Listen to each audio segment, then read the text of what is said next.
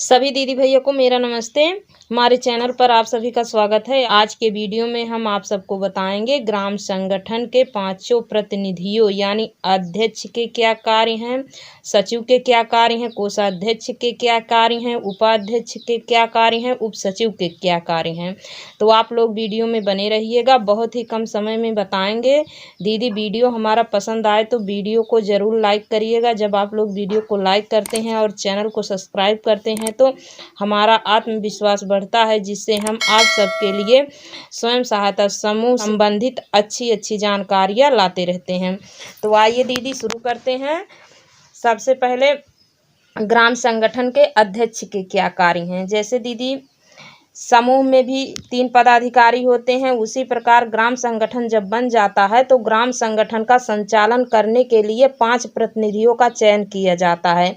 जिस प्रकार समूह में सबसे बड़ी नेता अध्यक्ष दीदी मानी जाती हैं, उसी प्रकार ग्राम संगठन में भी सबसे बड़ी नेता जो है अध्यक्ष दीदी होती हैं, जिनके नेतृत्व पे जो है ग्राम संगठन चलता है। इन पदधारियों का चयन केवल 2 वर्ष के लिए किया जाता है, उसके बाद जो दूसरी दीदी को मौका दिया जाता है। तो आइए दीदी जानते हैं ग्राम संगठन में सबसे पहले अध्यक्ष दीदी के क्या कार्य हैं। तो पहला है अध्यक्ष दीदी का कार्य ग्राम संगठन की बैठक करवाना, ग्राम संगठन के बैठक में बैठक की अध्यक्षता करना। हाँ दीदी, अध्यक्ष दीदी का काम है प्रतिमाह जब ग्राम संगठन की बैठक करवाना, बैठक के दौरान बैठक की अध्यक्षता करना, ध्यान रखना कि कौन सा समूह बैठक में आया है कि कौन सा समूह नहीं आया है, उपस्थिति विशेष ध्यान देना होगा। दूसरा है ग्राम संगठन की आम सभा लगवाना एवं आम सभा की बैठक में बैठक की अध्यक्षता करना। साल में 2 बार ग्राम संगठन की आम सभा लगवाई जाती है दीदी। तो आम सभा लगवाने का कार्य अध्यक्ष दीदी का होता है और आम सभा की मंच का संचालन जो है अध्यक्ष दीदी के द्वारा ही किया जाता है। तीसरा है कार्यकारिणी समिति की बैठक की अध्यक्षता करना। जब ग्राम संगठन में कार्यकारिणी की बैठक होती है तो उस बैठक की भी अध्यक्षता जो है ग्राम संगठन की अध्यक्ष दीदी के ही द्वारा की जाती है। नंबर 4, उपरोक्त बैठकों को आयोजित करने हेतु सचिव को आवश्यक दिशा निर्देश देना। जैसे अन्य बैठक जो ग्राम संगठन में की जाती है, जैसे विशेष बैठक की जाती है, आपातकालीन बैठक की जाती है, तो अध्यक्ष दीदी का फर्ज बनता है कि सचिव दीदी को दिशा निर्देश दें, उनको बताएं कि आज विशेष बैठक है दीदी, आप सबको आना है। 5 नंबर है किसी भी मुद्दे पर सहमति न बनने की दिशा में अपना अभिमत देना। यदि किसी मुद्दे पर सदस्य 2 भाग में बट जाते हैं तो ऐसी स्थिति में अध्यक्ष का निर्णय मान्य होगा। जैसे दीदी इसका मतलब ये हुआ, जैसे ग्राम संगठन की बैठक में या कार्यकारिणी समिति की बैठक में किसी मुद्दे पर बहस चल रही है और चर्चा की जा रही है, वहाँ जितने भी सदस्य हैं 2 भाग में बट जाते हैं तो वहाँ फैसला नहीं हो पाता है। तो ऐसी स्थिति में अध्यक्ष दीदी को निर्णय लेना पड़ता है, एकदम सटीक निर्णय लेना पड़ता है ताकि सबके हित के लिए लाभदायक हो। उसके बाद दीदी 6 नंबर है ग्राम संगठन के उद्देश्यों एवं नियमों के अनुरूप तथा कार्यकारिणी समिति के लिए किए गए निर्णय के अनुरूप समस्त गतिविधियों का क्रियान्वयन करना। जैसे यहाँ दीदी ग्राम संगठन की बैठक में यानी कार्यकारिणी की बैठक में ग्राम संगठन के उद्देश्यों, ग्राम संगठन को कैसे और आगे बढ़ाया जाए, कैसे ग्राम संगठन के नियमों का पालन किया जाए, इसके विषय में जब बैठक के दौरान कार्यकारिणी समिति चर्चा करती हैं, क्या चर्चा हो रही है, क्या बात हो रही है, इन सब चीज़ों का ध्यान रखना अध्यक्ष दीदी का फर्ज बनता है। उसके बाद 7 नंबर है ग्राम संगठन के खाता का संचालन करना और वैधानिक दस्तावेज में हस्ताक्षरकर्ता के रूप में कार्य करना। हाँ दीदी, ग्राम संगठन का जो खाता बैंक में खुला होता है उस खाते का संचालन करना, संयुक्त रूप से अध्यक्ष सचिव कोषाध्यक्ष दीदी को के साथ में रहकर उस खाते का संचालन करना। ये रहे दीदी अध्यक्ष दीदी के कार्य। यदि ग्राम संगठन की अध्यक्ष दीदी इतने काम ईमानदारी से करती हैं तो उनका ग्राम संगठन बहुत ही अच्छे से चलेगा। आइए दीदी अब जानते हैं सचिव दीदी के क्या कार्य हैं।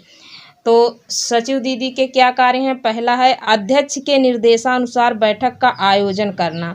जैसे दीदी पहले हमने बताया, अध्यक्ष दीदी का पहला पॉइंट हमने बताया ग्राम संगठन की बैठक करवाना, अध्यक्ष दीदी का काम है। तो यहाँ सचिव के क्या कार्य हैं? तो पहला है अध्यक्ष के निर्देशानुसार बैठक का आयोजन करना। जैसे अध्यक्ष दीदी सचिव दीदी को बताएंगे कि आज बैठक है, जो निर्देश देंगी उनके निर्देशानुसार जो है सचिव को बैठक करवाना होगा, बैठक में आना होगा। नंबर 2, ग्राम संगठन की कार्यवाही लिखना या लिखवाना और अध्यक्ष के हस्ताक्षर लेना।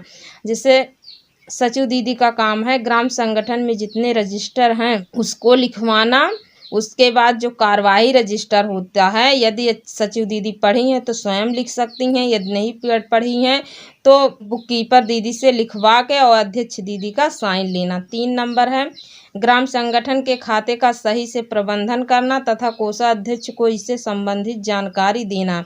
इसमें जो है सचिव दीदी का कार्य है ग्राम संगठन का जो बैंक में खाता खुला है उसको सही ढंग से रखना और बीच बीच में कोषाध्यक्ष को खाते की जानकारी देना, कितना पैसा जमा हुआ है, कितना निकासी हुआ है, पासबुक अपडेट करवाना इत्यादि।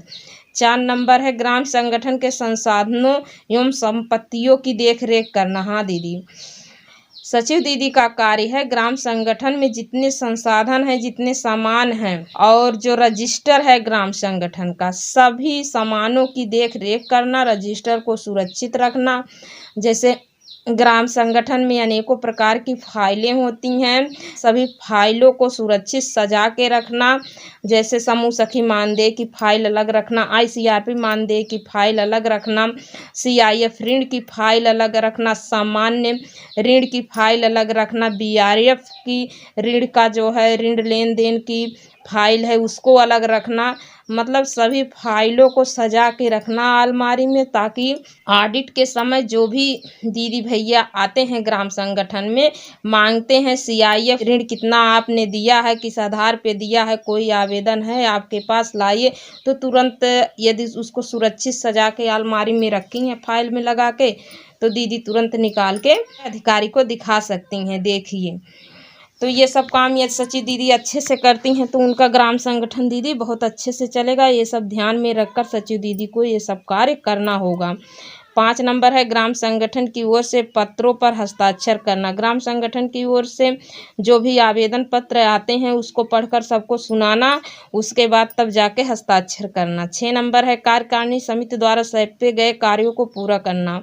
हाँ दीदी, ग्राम संगठन की बैठक में कार्यकारिणी समिति द्वारा जो भी कार्य सौंपे जाएंगे सचिव दीदी को, उसको पूरा करना और अगले बैठक में उसको सबको बताना। 7 नंबर है ग्राम संगठन की वार्षिक प्रतिवेदन, ऑडिट रिपोर्ट एवं वार्षिक बजट तैयार करना या करवाना तथा सामान्य सभा अथवा कार्यकारिणी समिति की बैठक में प्रस्तुत करना। हाँ दीदी, ग्राम संगठन की वार्षिक रिपोर्ट यानी प्रगति रिपोर्ट जो है तैयार करवाना सचिव दीदी का काम है, और रिपोर्ट की ऑडिट, वार्षिक बजट तैयार करना, ये सब काम जो है सचिव दीदी का कार्य है। ये सब तैयार करके आम सभा या कार्यकारिणी समिति में प्रस्तुत करना, बताना कि इतना ग्राम संगठन में आय व्यय प्राप्ति भुगतान हुआ है, इतना बैठक खर्च हुआ है इत्यादि जानकारी कार्यकारिणी बैठक के दौरान सभी सदस्यों को देना।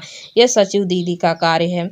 8 नंबर है ग्राम संगठन के बैंक खाते का संचालन में हस्ताक्षरकर्ता के रूप में कार्य करना। हाँ दीदी, ग्राम संगठन का जो बैंक में खाता खुला है उस खाते का संयुक्त रूप से संचालन करना, अध्यक्ष सचिव कोषाध्यक्ष दीदी के साथ में रहकर, और उसमें जो है अपना हस्ताक्षर करना। ये है सचिव दीदी के कार्य। दीदी, यदि हमारी सचिव दीदी इतने कार्य ईमानदारी और निष्ठा से करती हैं तो इनका ग्राम संगठन दीदी बहुत ही अच्छे से चलेगा। उसके बाद दीदी आइए देखते हैं 3 नंबर कोषाध्यक्ष दीदी के कार्य। कोषाध्यक्ष की दीदी के भी निम्न कार्य हैं। पहला है ग्राम संगठन की बैठक में हिसाब किताब प्रस्तुत करना। हाँ दीदी, कोषाध्यक्ष का कार्य है ग्राम संगठन की बैठक में पैसे का हिसाब किताब देना। दूसरा है ग्राम संगठन से संबंधित निधि की देखरेख करना। हाँ दीदी, ग्राम संगठन में जो भी निधि आती है, जो भी फंड आते हैं, कोषाध्यक्ष दीदी का दायित्व बनता है उसकी देखरेख करना। 3 नंबर है सामुदायिक निवेश निधि की वापसी, सामाजिक ऑडिट एवं ऋण वसूली समितियों को सूचना एवं सहायता प्रदान करना। हाँ दीदी, कोषाध्यक्ष दीदी का कार्य है ग्राम संगठन जिन जिन समूहों को CIF की राशि दी है, यदि वापसी नहीं हो रही है, वहाँ पर ऋण वसूली समितियों को भेजना एवं उनको जो है सहायता प्रदान करना, उन समूहों की जांच करना, किस वजह से दीदी पैसा ली हैं और वापस नहीं कर रही हैं, इत्यादि कार्य जो है कोषाध्यक्ष दीदी के अंतर्गत आता है। 4 नंबर है दीदी, कार्यकारिणी समिति द्वारा सौंपे गए अन्य कार्यों को संपादित करना। हाँ दीदी, ग्राम संगठन की बैठक में कार्यकारिणी समिति द्वारा जो भी कार्य कोषाध्यक्ष दीदी को सौंपे जाते हैं उस कार्य को करना और अगले बैठक में प्रस्तुत करना, बताना कि देखिए इतने इतने कार्य आप लोग हमको दिए हैं, हमने सभी कार्य किए हैं। 5 नंबर है ग्राम संगठन के खाते का ऑडिट करवाना। हाँ दीदी, ग्राम संगठन का जो बैंक में खाता खुला है उस खाते का बीच बीच में ऑडिट करवाते रहना। 6 नंबर है ग्राम संगठन के बैंक खाते का संचालन करना। ग्राम संगठन का बैंक में जो खाता खुला है उस खाते का संयुक्त रूप से संचालन करना, अध्यक्ष सचिव कोषाध्यक्ष दीदी के साथ में रह के खाते का संचालन करना। यदि इतने काम कोषाध्यक्ष दीदी निष्ठा और ईमानदारी से करती हैं तो उनका ग्राम संगठन दीदी बहुत ही अच्छे से चलेगा। आपका ग्राम संगठन जान लीजिए। इसके बाद दीदी आइए देखते हैं उपाध्यक्ष के कार्य। उपाध्यक्ष दीदी के भी निम्न कार्य हैं। पहला है उपाध्यक्ष का कार्य है कि ग्राम संगठन की बैठक में अध्यक्ष दीदी के साथ उनके कार्य में सहयोग करें। उसके बाद दूसरा नंबर है अध्यक्ष की अनुपस्थिति में उसके दायित्वों का निर्वहन करना। जैसे अध्यक्ष दीदी नहीं हैं, कहीं ब्लॉक पे गई हैं, कहीं मीटिंग में गई हैं, तो उनकी जगह हम उपाध्यक्ष दीदी बैठ सकती हैं, उनके दायित्वों का निर्वहन कर सकती हैं। बट किसी चेक या रजिस्टर पर अध्यक्ष दीदी के स्थान पर उपाध्यक्ष दीदी अपना हस्ताक्षर नहीं कर सकती हैं। उसके बाद दीदी उप सचिव दीदी के क्या कार्य हैं? उप सचिव दीदी के भी निम्न कार्य हैं। पहला है उप सचिव का कार्य है कि ग्राम संगठन की बैठक में सचिव दीदी के साथ उनके कार्य में सहयोग करें। सचिव दीदी का दायित्व बनता है जो उप सचिव दीदी हैं उनको अपने साथ में लेकर कार्य करना। दूसरा है सचिव की अनुपस्थिति में उसके दायित्वों का निर्वहन करना। जैसे सचिव दीदी नहीं है, कहीं मीटिंग में गई हैं, तो उनकी जगह उप सचिव दीदी उनके कार्यों का निर्वहन कर सकती हैं। बट किसी चेक या रजिस्टर पे सचिव दीदी के स्थान पे उप सचिव दीदी अपना हस्ताक्षर नहीं करेंगी। अपनी ही जगह, अपने ही स्थान पे उप सचिव दीदी हस्ताक्षर करेंगी, सचिव दीदी के स्थान पे हस्ताक्षर नहीं करेंगी। ये रहे दीदी ग्राम संगठन के पदधारियों के काम एवं उत्तरदायित्व। यदि ग्राम संगठन के सभी पदधारी अपने अपने कार्य पूरी निष्ठा और जिम्मेदारी से निभाएंगे तो आपका ग्राम संगठन बहुत अच्छे से चलेगा और आपका ग्राम संगठन A ग्रेड का माना जाएगा। तो दीदी जो सीनियर CRP दीदी आती हैं आपका ग्राम संगठन का निर्माण करते समय यही सारी बातें बताती हैं। ग्राम संगठन में 5 प्रतिनिधियों के क्या क्या कार्य होते हैं। मैं आशा करती हूँ कि यह जानकारी आप सबको अच्छी तरह से समझ में आ गई होगी। दीदी यह वीडियो आप सबको पसंद आई हो तो वीडियो को लाइक, शेयर, कमेंट कीजिएगा। अगर आप चैनल पे नए आए हैं तो चैनल को ज़रूर सब्सक्राइब कीजिएगा। मिलते हैं अगले वीडियो में एक नई जानकारी के साथ। तब तक के लिए धन्यवाद।